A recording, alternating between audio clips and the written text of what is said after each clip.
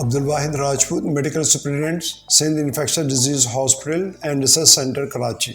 Infection basically जो हमारे इर्द गिर्द इतने सारे जरासीम होते हैं, जब वो जिस्म में दाखिल होते हैं तो जिस्म में दाखिल होने के बाद वो मल्टीप्लाई होते हैं, वहाँ पर टॉक्सिन्स को रिलीज़ करते हैं। तो जिस्म का मुदाफ़ाती निज़ाम जो है उन टॉक्सिन्स को और उनके हमले को जो रोकने के लिए अपना काम शुरू कर देता है। इस कैफियत को जो है इन्फेक्शन कहते हैं। इन्फेक्शन बेसिकली हम अपने जब माहौल पर नज़र देखते हैं तो बहुत सारी ऐसी चीज़ें होती हैं कि जिनसे हम इन्फेक्शन को एक्वायर करते हैं। मिसाल के तौर पर कोई शख्स खांस रहा है, किसी को नज़ला ज़ुकाम है, तो उसके जो जरासीम है वो एयर में आते हैं ड्रॉपलेट की सूरत के अंदर वो इंसान के जिस्म में दाखिल हो जाते हैं। इसी तरीके से हम खाने पीने में जो चीज़ें इस्तेमाल या बर्तन इस्तेमाल करते हैं वो चीज़ें कंटामिनेटेड होती हैं, उससे इन्फेक्शन फैल जाता है। हम हस्पताल में दाखिल होते हैं, मुख्तलिफ़ किस्म की हमें चीज़ों की ज़रूरत पड़ती है, दवाओं की, वहाँ से भी इन्फेक्शन एक्वायर कर सकते हैं। जब मिसाल के तौर पर ब्लड ट्रांसफ्यूजन है, उससे हो जाता है।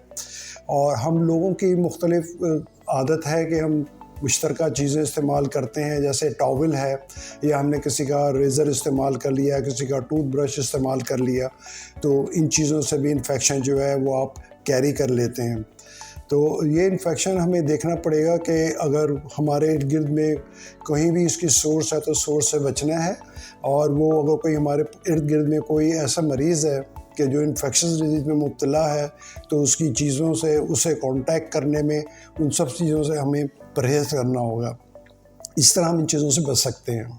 दूसरी चीज़ें ये होती हैं कि हमारे यहाँ जो प्रेगनेंसी में और लेबर के जो प्रोसीजर्स होते हैं, उन प्रोसीजर्स के अंदर भी इन कंटामिनेशंस के बहुत सारे चांसेस रहते हैं। और कुछ इन्फेक्शन जो हैं वो माँ से भी जब डिलीवरी होती है तो बच्चों को जो है ट्रांसमिट हो सकते हैं। एंटीबायोटिक्स सिर्फ बैक्टीरियल इन्फेक्शंस के अगेंस्ट में काम करते हैं। हमारे यहाँ जो फ्लू, नज़ला, ज़ुकाम, दूसरी चीज़ें होती हैं, बेसिकली वो वायरल इन्फेक्शन होते हैं और वायरल इन्फेक्शन के अंदर एंटीबायोटिक्स का कोई रोल नहीं होता है।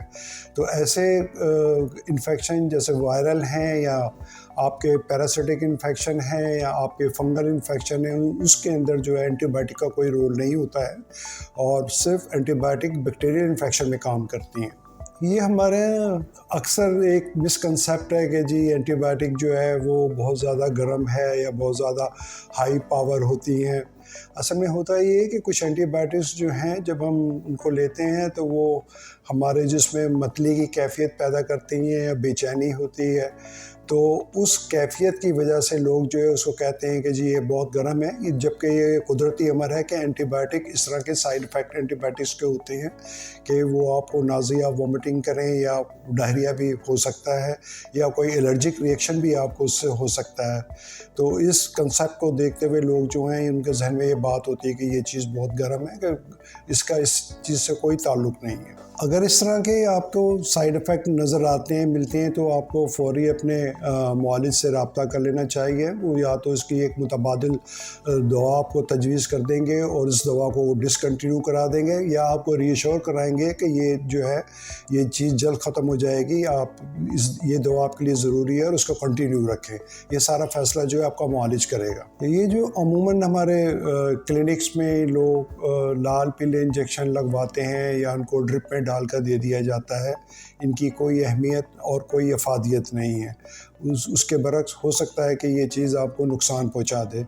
तो ये एक लोगों के जहन में जो एक कंसेप्ट बना हुआ है कि लाल या पीला इंजेक्शन हमें ताकत बख्शता है या कुछ करता है, ऐसी कोई बात नहीं है और इसकी कतई कोई ज़रूरत नहीं है, तो इसको अवॉइड करना चाहिए। देखें, इन्फेक्शन से बचने के लिए सबसे बुनियादी असूल जो है, जो तमाम महज़्ज़ब माशरों में होता है कि हमें अपना इर्द गिर्द का माहौल साफ़ सुथरा रखना है। हमें ये चीज़ प्रैक्टिस करनी चाहिए कि अपने इर्द गिर्द के माहौल को बिल्कुल हम साफ़ सुथरा रखें। और एक सबसे बुनियादी जो चीज़ है इन्फेक्शन के प्रिवेंशन में, वो वैक्सीनेशन का अमल है।